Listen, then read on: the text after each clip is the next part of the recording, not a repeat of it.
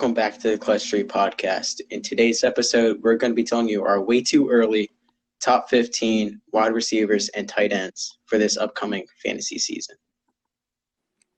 And starting us off is going to be Jaden with his wide receiver list. What's going on, guys? I'll just start off with number 15, Courtland Sutton. He was the 19th best receiver last year, and he was very consistent, and obviously the offense should improve a lot with Drew Lock and a number of other weapons. 14, I've got Cooper Kupp, who is he's a very good player. He should have a bigger role, and he was actually the number 2 receiver over the first half of last year. That's kind of fluky, if I'm going to be honest, but I still expect him to have a good year. Number 13, Allen Robinson. He was top 10 last year, really under the radar. He should have a slightly better offense, I think, with Foles instead of Trubisky. And as long as he doesn't get released to make room for some of those tight ends, he should have a very good year. Number 12, I got Stephon Diggs, who will be in a much better passing offense than in Minnesota because the Vikings love to run the ball. He should get more touchdown opportunities because the Vikings run the ball a lot in the red zone especially. But the thing that worries me with him is that he and Thielen really helped each other a lot in Minnesota, and he doesn't really have that anymore with the Bills. Number 11, I've got Amari Cooper. He's always been one of the most inconsistent receivers, if I'm going to be honest, but he has a really good offense. I think that he'll have great games. He should have some bad games too. And CeeDee Lamb is another reason to be concerned with him. Number 10, I have Odell Beckham.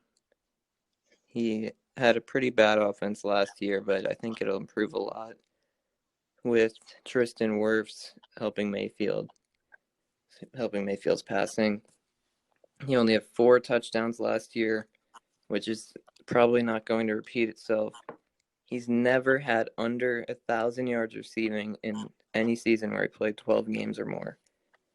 And he also played with injuries last year, including a torn abductor and a torn rectus abdominis.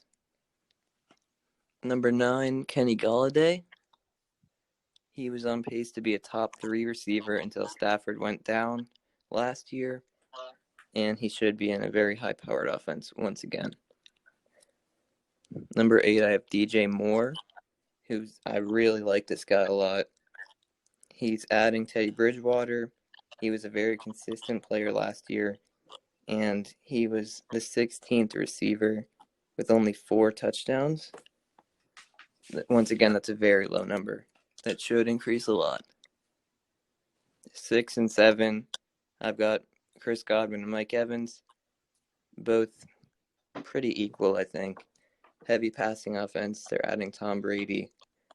I personally lean towards Godwin because I just think he's a little bit better of a player, but both should be great options. Number 5, I have Tyreek Hill. He's the number 1 receiver on the best quarterback's team, probably the best offense in the league. And he very often has big games, much more than the other deep threat receivers in the league. Number 4, I have Devontae Adams. He's Rodgers' favorite guy, second best yards per game of his career last year. He had injuries and a lot less touchdowns than he's had in the past, so should be another good year for him. Number 3, I have Julio Jones.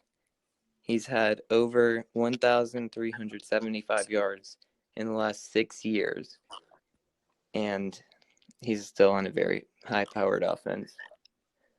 Number 2, Michael Thomas had a great year last year, but the thing that worries me with him is that he doesn't run a lot of deep routes, so that'll make him really consistent, but he can also be pretty predictable. And I'm not sure if he's going to attack me on social media for saying that, but I think that that's the truth. Number 1, I have DeAndre Hopkins, who's always been consistent. The offense is a little unproven, so people aren't sure about him. But he has great weapons around him, which should hopefully draw attention off of him for defenses. And I think that he's probably the best receiver in the league. My sleeper pick is DK Metcalf, who's got a great quarterback, obviously. Probably one of the most athletic players in the league. And he's had a year to develop, so I think that he's a big breakout candidate. So what do you guys disagree with that list? So first of all, I don't understand why Godwin and Evans are back-to-back on your list. You know, there's got to be one down farther than just, them back-to-back. I have a hard time separating them just because I think that they're in the exact same situation, so. Yeah, and they're both very quality receivers, but they both have the same quarterback. They both run the same offense. Yeah, and but I gotta say that I do agree that Godwin is, I think, higher than Evans. Yeah, if I have both of them available, I'm taking Godwin personally, but yeah, I would also be okay if someone would pick Evans over Godwin because I think they're both very great receivers. And then also on your rankings there, I see that you have Moore over Galladay. Yeah, I mean, Galladay has a lot more good players around him that'll probably take targets away. And DJ Moore, he's a lot more consistent also. So I think that he's a safer option, and I think that he's going to have a better year. I'm really high on him. I like to draft him in my leagues. The last 2 years I've had him. He's a very good player. Good player to watch. Yeah. Josh, what do you got for us? All right. So, just a disclaimer. One person I left off of my list altogether was DJ Moore, and that's because I don't trust Teddy Bridgewater, even though what he did last year. And for me, a wide receiver needs a quarterback to beat the other ones. Who were his quarterbacks last year, though? Kyle Allen and Will Grier last year. I don't know. I don't know. I don't trust it, so that's fair. I left them off. At 15, I have Stephon Diggs. I think that he's obviously the first wide receiver for Josh Allen, who in my eyes is a top 6, top 7 QB in the league. And I think they're going to do great things. At 14, I have Juju Smith-Schuster. He had a very, very down year last year, but he was also playing with multiple backup QBs that were switching in and out every week.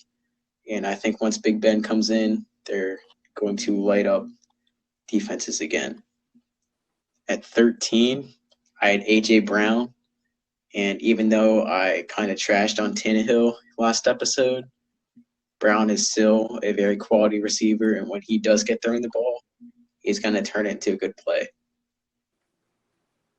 At 12, I have Odell Beckham Jr.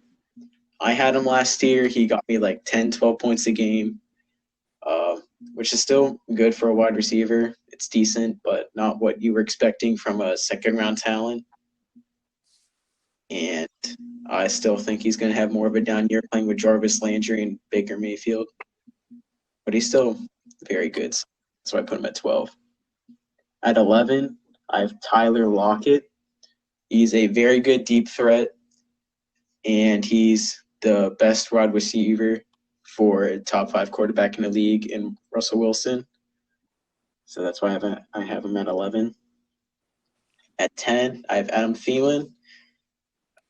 Stephon Diggs is gone, which means he's going to get more targets, which means more points in fantasy. And he was still up there competing with people like Odell last year. But I think he's going to have a better season, so that's why he's at 10. At 9, I have Kenny Golladay. Like Jaden said, he was top 3 in the league until Stafford went out. I think he's going to keep up that same numbers, but I think there's going to be a drop-off just like the Lions usually have. At 8, I have Amari Cooper. I do think he's. I don't think he's the. I think he's better than the 8th best wide receiver in the league, but he's going to have to share the ball with people like Ezekiel Elliott, and CeeDee Lamb. So that's why I put him at 8. And I was in the same boat as Jaden. I put Evans and Godwin at 6 and 7, with Godwin to get the edge. I think they're going to both have very good fantasy seasons, but they have to share the ball with each other, which is definitely going to take away. But they're still 2 of the top 7 wide receivers in the league. At 5, I have Julio Jones. If this was 3 years ago when they made their Super Bowl run, he'd be at 1, obviously, but he's getting a little bit on the older side of things.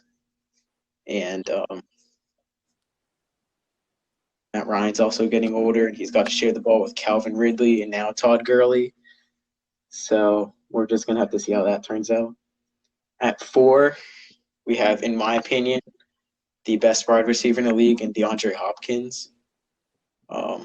Kyler Murray, although everyone's very high on him, he's still somewhat unproven.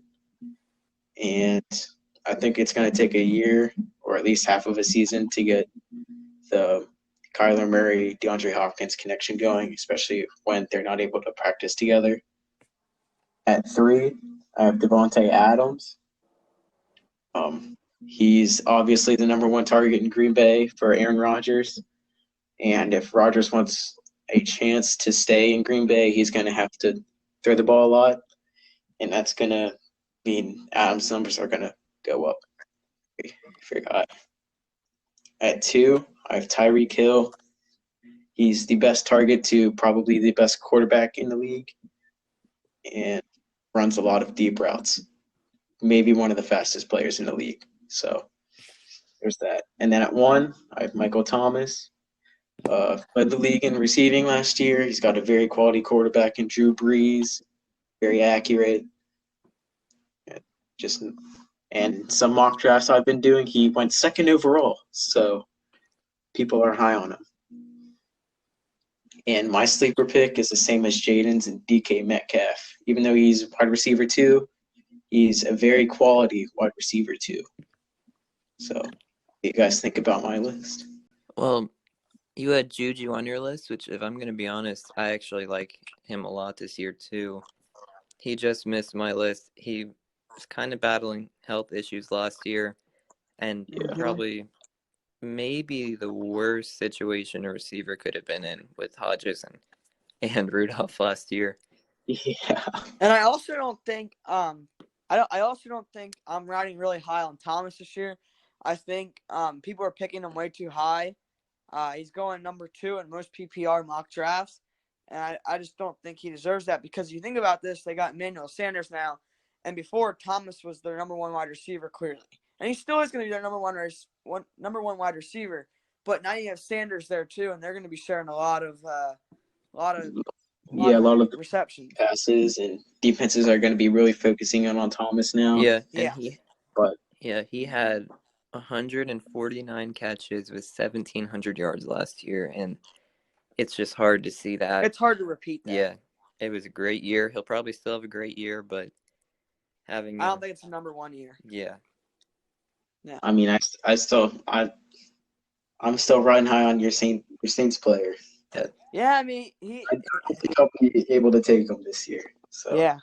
One really interesting thing that I saw, this was on Twitter, Romaine Ewing's Twitter. If you remove all slant, in and out routes, and bubble screens from Michael Thomas's stats, he has 12 catches, 161, and 2 touchdowns. Yeah, he doesn't run a lot of deep routes. Yeah, that's mind-blowing to me. That's why it's nice to have Sanders now in New Orleans, because he runs them long routes. Yeah. I was excited to have him last year for the Patriots, but for some reason we traded him for 6th round pick. We're going to be locked and loaded this year. Going for that ring. Oh, gotta get Breeze a second. Well, that brings me to my list. So number 15, I'll dive right in here. I got DJ Shark. last year he had some really good weeks. I really liked him. Number 14, I have Keenan Allen. He's good talent. Always has been with fantasy. He's kind of dependable, consistent. Number 13, I picked him last year. He was kind of up and down last year. T.Y. Hilton. He hasn't been that good, but now he has a good quarterback now, and so I think he'll do better. Number 12, I do have Mike Evans, just because they have Godwin in that offense. If it wasn't for Godwin, Mike Evans is easily in my top 10, no doubt. But with obviously Godwin, they have to share receptions, and I just feel like Evans is going to get the lower end of that. Number 11, I have Cooper, just outside my top 10. He's always a good, dependable wide receiver. Late first round, early second round type deal there. Good wide receiver to get. Number 10, thinking back on this, I don't really know if I agree with what I did here a little bit.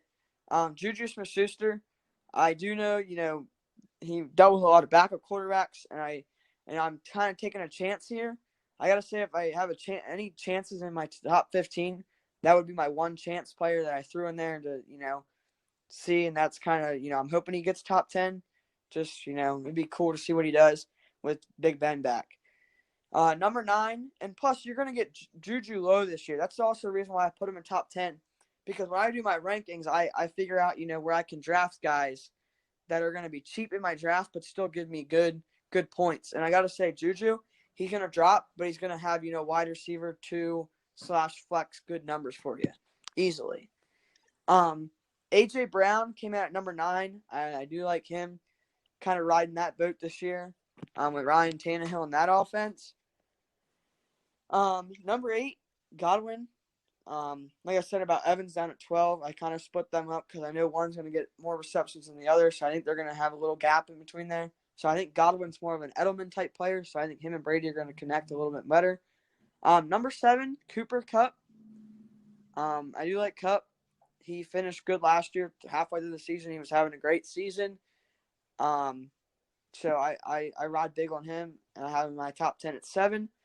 Number 6, I have I have Kenny Golladay, number 6. Number 6, I have Kenny Golladay. I like him. He's got really good talent. And plus, with Stafford back this year, and hopefully he stays in good health, he'll do pretty good things this year and have good numbers. So that's my number 6, Kenny Golladay. Number 5, I have Tyreek Hill. I think Josh said it. His speed really points out to me. Some weeks he'll get 7 points. Some weeks he'll get 40. But he's a good wide receiver there on a great offense. I can't say it better. That's probably has to be the best offense in the league. Number 4, I have DeAndre Hopkins. He would be a little higher on my list, probably the top 3. But new team, never know what's going to happen. And so I don't know. So we'll see what happens. But I'll put him at 4. But I think I'm going to regret it later down the road if he breaks out with the new offense there and does really good things. Number 3, I got Julio Jones. Can't turn that down. He's predictable, and he does great things. Number 2, my guy, Michael Thomas. I know I just said it a little bit earlier that, I'm not going to ride. He's not going to be my number 1 because I have to pay. If you want to try to get him, you have to pay a second or third round pick. And running backs are so hard to get a good running back, so it's just not worth it. When you come down later rounds to get a guy like Michael Pittman or something like that for cheap and still have good talent. So Michael Thomas for me is just way too high in drafts, and I don't think he's going to repeat it. Like I said with Sanders and that new offense with some more weapons, I just don't think he's going to repeat the great season he had. So he's at number 2 for me. And number 1, I have Devontae Adams. I think Rodgers is going there with a chip on his shoulder. Green Bay, they picked no wide receivers, so obviously Adams is their guy. So I think you got huge upside. In 2018, he came in 2nd overall, I'm pretty sure. And that was just based off memory. I'm pretty sure I'm right about that. He came in 2nd in 2018, had a really good season. So I think this is this year. If he's going to ride in there with Rodgers and try to have a good season, I think this is going to be this season. So that's my top 15. And my sleeper is either Sanders or I forgot to write one down, but I'd have to say somebody like Sanders or Michael Pittman that you can get really cheap but still have good talent, or like Stephon Diggs. So guys you can get cheap that have good talent. Well, Jaden, I think that you're probably being a little high on AJ Brown. He's a very good athlete, Yeah. but they run the ball so much, and I don't know, top 10 for me is pretty high. I think he's a really good wide receiver too, but I don't know. You've got him ahead of guys like Amari Cooper and Mike Evans, and yeah, I don't know about that. Yeah. Cooper Kupp at 7. I know he went off in the first half of last year, but still Jared Goff is his quarterback. Yeah, that's another guy, probably number 2 receiver or wide receiver too. Yeah. I do agree with those. Yeah, but I like, like I said with the rankings, I knew that I put Cooper Kupp at 7, not only off of talent, what he's going to put up, but how cheap I can get him. You know what I mean? Like he's not going to go off in most leagues. I can see that. In most leagues, he's not going to go off till 3rd or 4th round. So he's cheap, and you're still going to get good talent because everybody's looking down on him. Yeah. So I do like the DJ Chark at 15. I feel like he really started to show himself late in the season last year. Yeah. I mean, basically same offense because, he was getting passes mostly even when Foles was there. Yeah. Yeah. And due to injuries. So. You have to anticipate a ton of garbage time from the Jags this year too. Mm-hmm. Yeah. The other one, T.Y. Hilton, was another sleeper of mine who I thought with a good quarterback, Andrew Luck, he's always had good years. So he's got Rivers and even now. there, you could come up, you could get Michael Pittman later in the draft and still be guaranteed a number 1 wide receiver because T.Y. Hilton's going to be cheap this year, in my opinion. Not many people look at him as a 2nd, 3rd round pick. Maybe a 3rd round pick, but no 1st or 2nd.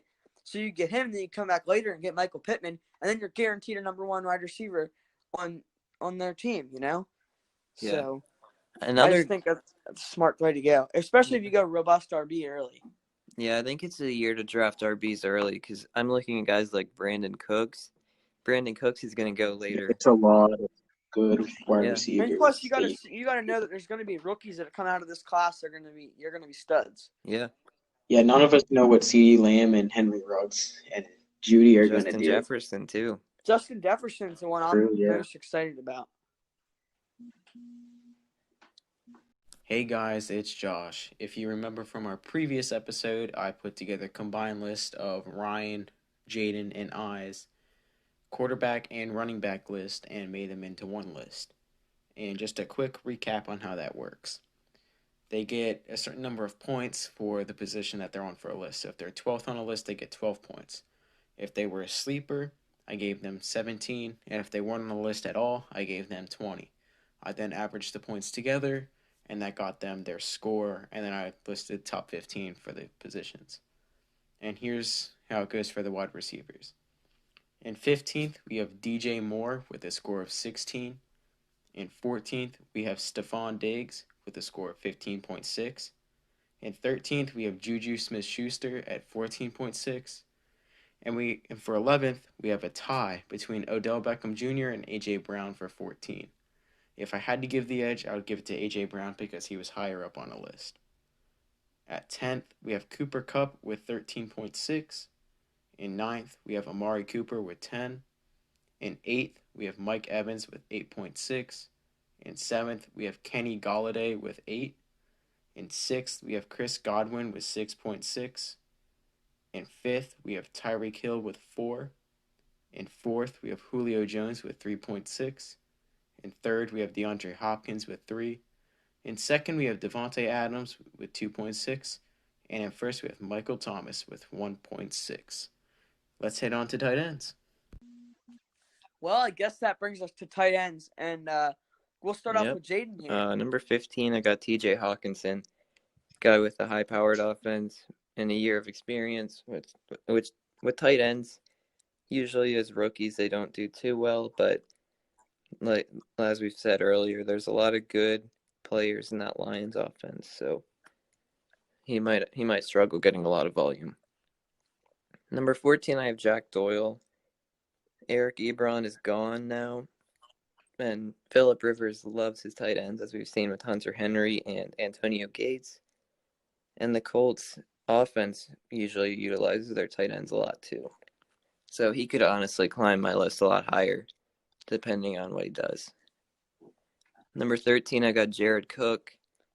This is really going to upset some people, but their offense, they have so many people in their offense, and they don't pass the ball too much anymore, especially because they win a lot of games. So he's not going to get garbage time, and just seems to be too many mouths to feed in that offense. Number 12, I have Tyler Higbee.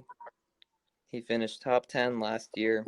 Should have a bigger role, and he's a pass-heavy offense, but I have him at 12 because I think there's a lot of other guys who are going to break out this year at tight end. One of them here is at number 11, Mike Gesicki. His offense has improved a lot. I think Tua is really going to have a good year as a rookie, and he was already 11th last year, so I don't see him going down. I could see him going up for sure, but there's just a lot of tight ends right now. And 10, I have Noah Fant, very athletic tight end, and his offense has improved a lot with Drew Lock. Number 9, I have Hayden Hurst from the Falcons. Recently got traded. Austin Hooper was the number 1 tight end last year with them until he got injured, at least in ESPN formats. And now he's getting that role that Hooper had, so he should have a pretty good year. Number 8, speak of the devil, I have Austin Hooper. Very good player. Like I said, he was number 1 last year until he got injured, but there's a lot of other guys in that offense. Njoku, Beckham, Landry, Chubb, Hunt, so he won't get too much volume. Number 7, I have Hunter Henry. You know that Tyrod Taylor loves his tight ends, as you've seen with Charles Clay in the past. And last year, he was the 8th best tight end on the season, and he missed the first 4 games. Number 6, I have Mark Andrews, and I would say that this guy begins the top tier of tight ends for me. And from this point forward, I would say are the only tight ends worthy of a somewhat early draft pick.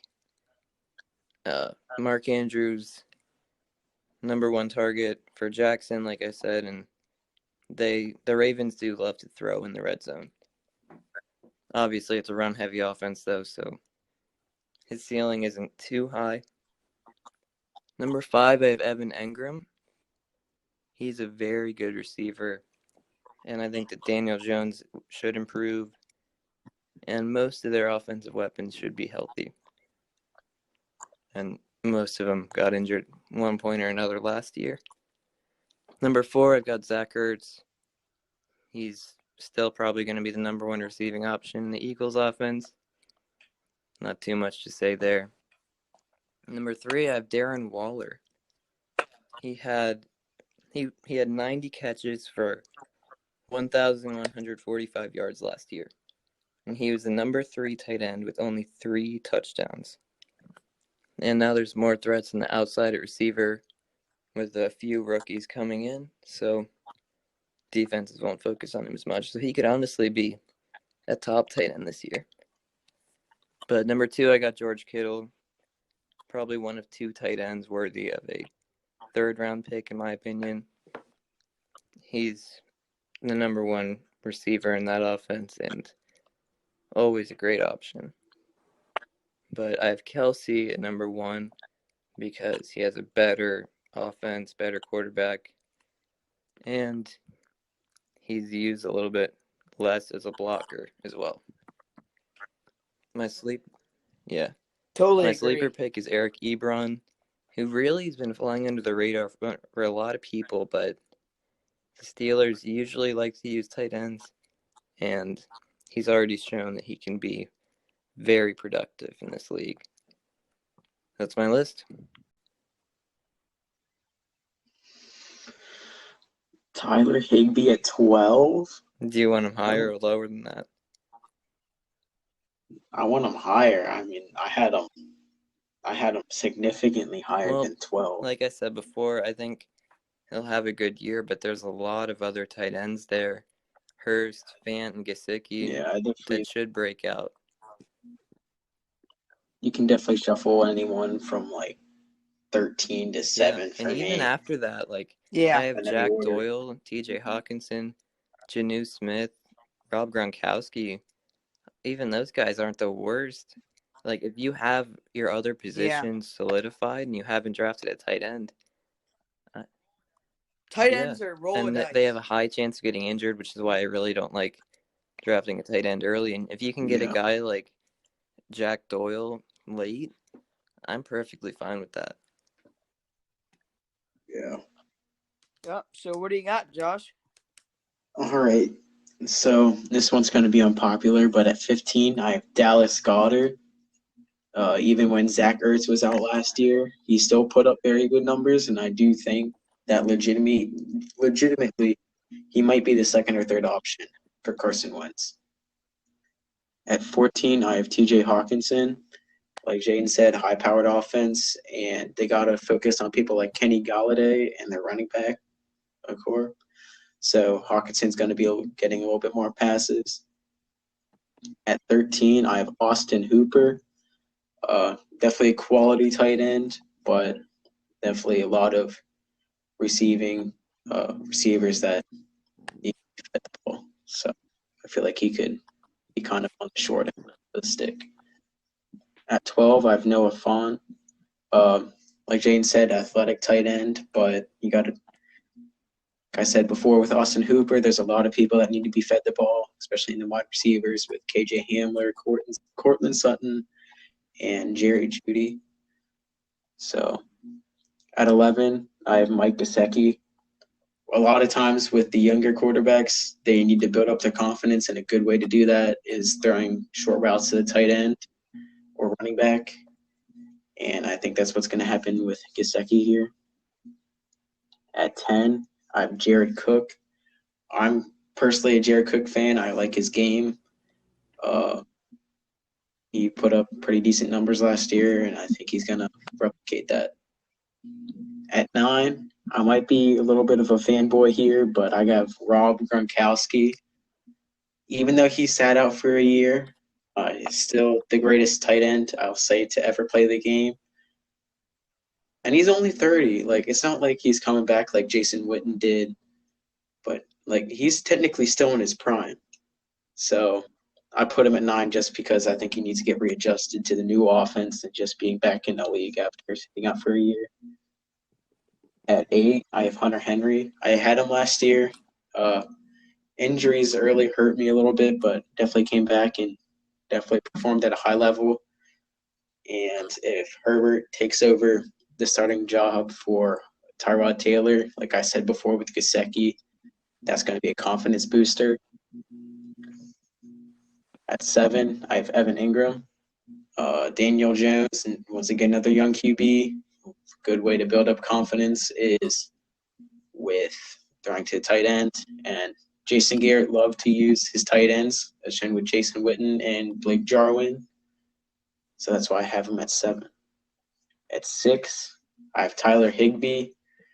I think Jared Goff isn't going to be able to make the long throws, and I think tight end is going to be the way to go with Jared Goff. I'm just really high on this guy. At 5, I have Mark Andrews, Lamar Jackson's favorite target. And like Jane said, they love to throw in the red zone, which means a lot of touchdowns for Andrews because of his height. At 4, I have Darren Waller. I definitely think he's going to be – he might challenge Zach Ertz for a top 3 if Ertz doesn't get injured. But, I mean, the numbers he put up last year were insane. So that's why I have him at 4. At 3, I have Zach Ertz. He put up top 3 numbers last year, even when getting double teamed a lot, and he was suffering with injuries. And if he can put the injuries aside, I definitely think he might be able to challenge for the second spot. At number 2, my personal opinion is they are the best tight end in the league, but I don't think they're going to put as much production as the number 1 spot. I have George Kittle, and if anybody has an argument about if they're the best tight end in the league, just look at the Saints and 49ers game last year. About the last 2 minutes. Um, that's kind of my argument. That But was sad. Jimmy Garoppolo is not as good as Patrick Mahomes, and that's why I have Kelsey at 1. I think he's definitely the number 2 option, but a very solid number 2 option for Mahomes. And there's that. My sleeper is Blake Jarwin, just because Jason Witten's gone now. He's going to be running the tight end. The Cowboys like to use their tight ends, even though it's a new head coach, new system, basically. And I have a long shot. I think this guy's going to be on the waiver wire definitely by week 4. Like, he's still going to be there. He's not going to be drafted. But if he can challenge Matt Lacoste for the Patriots starting tight end spot, I think Devin Asiasi is going to be a very quality backup tight end. Oh, If he can my. get that spot. Just because the Patriots love to use their tight ends. They got to build up Stidham's confidence. I just knew you were going to And- include a Patriots player somehow today. I knew it. I knew it, too. That's All right. that's my top 15. Yeah, starting Oh, man. Dallas Goddard. So Honestly, I'm okay with him being top 15. I think you're right. He's definitely a number 1, number 2 receiver for them. They just don't have a lot of receivers, really. And the thing about Gronk, though, I think that they just don't use tight ends a lot in Tampa Bay. They use them as blockers, and Gronk is a really good blocker. So That's what I was getting ready to say. Yeah, I wouldn't put Gronk at number 9 only because he's coming back from a year off, and that offense ain't built for what they had a new. Like, look at the wide receivers they got. Yeah. They're going to be using them. But Gronk you is you going to think, be like, the head of the offense. you still gotta consider the Brady Gronk connection. Like, it's still Tom Brady. He loves throwing to Gronk. Like, those two are basically brothers. So he's I still don't gonna know. get the. You saw O.J. Howard and Cameron Brate. After Bruce Arians got there, they were pretty much irrelevant for fantasy. They're still there too. Brady is the only hope Gronk got. I will say that is true, but still, it's the best tight end to ever play the game. I And mean, he's only 30. I don't know if he he's had to in be his on this prime list. still, though. Just he has had so many injuries, so many big hits taken. Yeah.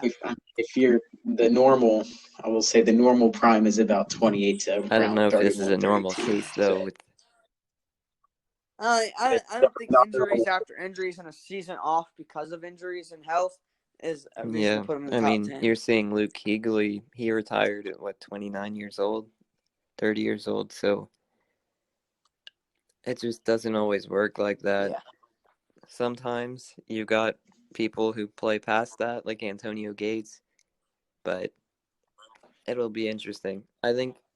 I'm high Gronk. And I do say you were right about Kittle. Kittle did prove himself in that Saints game last year. That was pretty embarrassing, to say the least. Yeah. So, Like I said, I was fanboying a little bit with Gronk, but well, that brings me to my list. So number 15, I got Mike Gesicki from Miami. I think with Tua, it's going to be a little different down there in Miami, and I think he's going to get some more targets. Number 14, I also have a young guy, Noah Fant.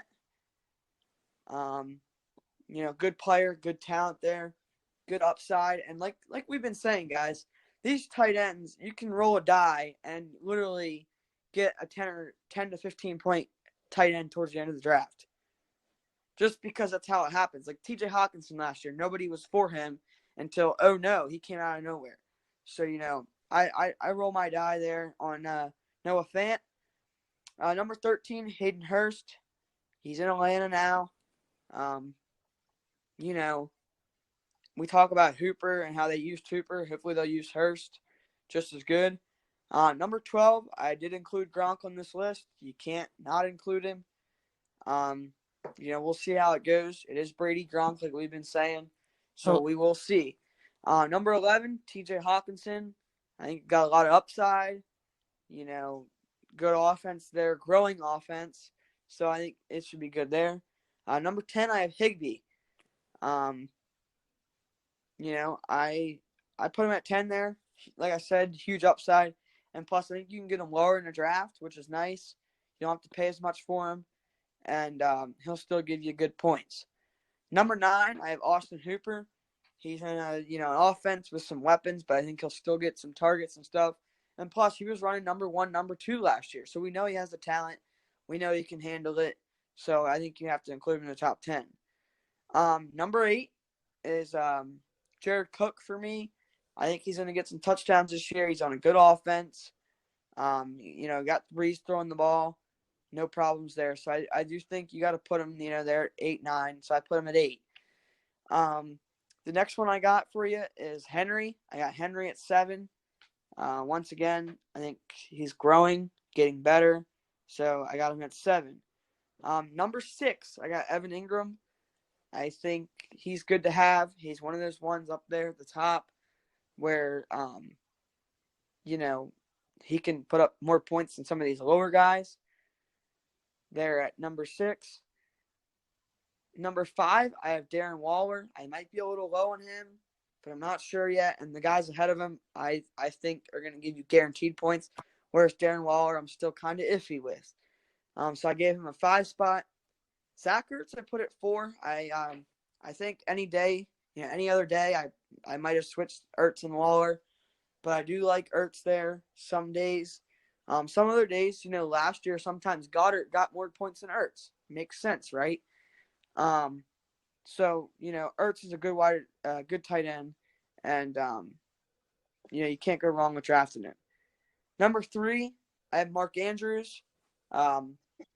He's big, and Lamar Jackson likes to throw to him in the red zone, which is awesome because he gets a lot more touchdowns than normal tight ends just because of their type of offense. They throw to their big guys in the red zone. Number 2, like we've all been saying, George Kittle. You watch a highlight reel, and it's like yards after contact are amazing. He's not afraid to hit somebody, and he's just a really good tight end there. And then number 1, like we've all been saying, Travis Kelce.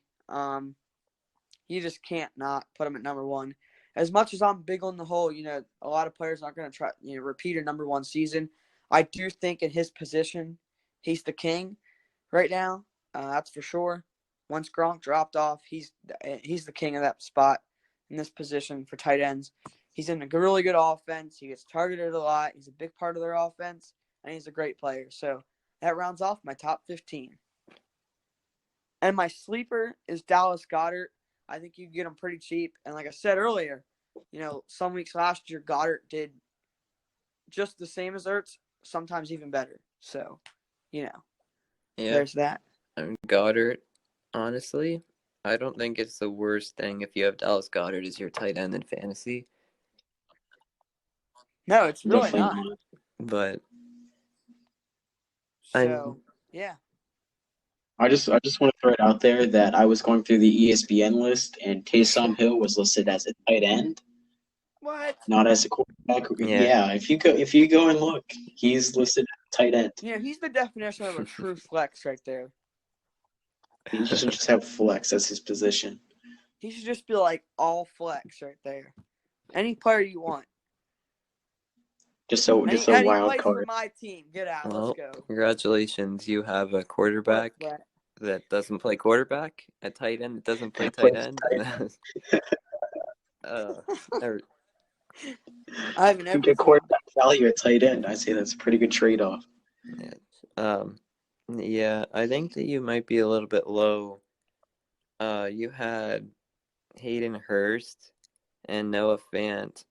You had them at 13 and 14, right? That is correct. That would be I think correct. that they'll probably be a little bit better than that. Especially Fant, I think, has a lot of upside with how athletic he is and with luck. But you think in front of guys like, Cook and Henry and them, I mean, up there like 6, 7, 8 range? I don't think that high. I mean, I didn't have So him you're on my meaning list. ahead of Yeah, Hawkinson I and had Gronk. Hurst and Fan at 9 and 10. I think, I Yeah, think I that got you. and you spent all that time trashing Gronk with me, taking my side, and then you're like, oh, I don't see how you can not include him on your list. Come on. Well, you can't include. You have to include him on top 15. But I don't think he's top 10. I don't know. I don't think he's. I even have him I at can see that. 17 behind Janu Smith. I really don't trust tight ends in that offense, and there's 3 really good tight ends, so I think he'll be used to Yeah. block a lot. You're probably right, but I can't trust Brady and Gronk together. It just doesn't.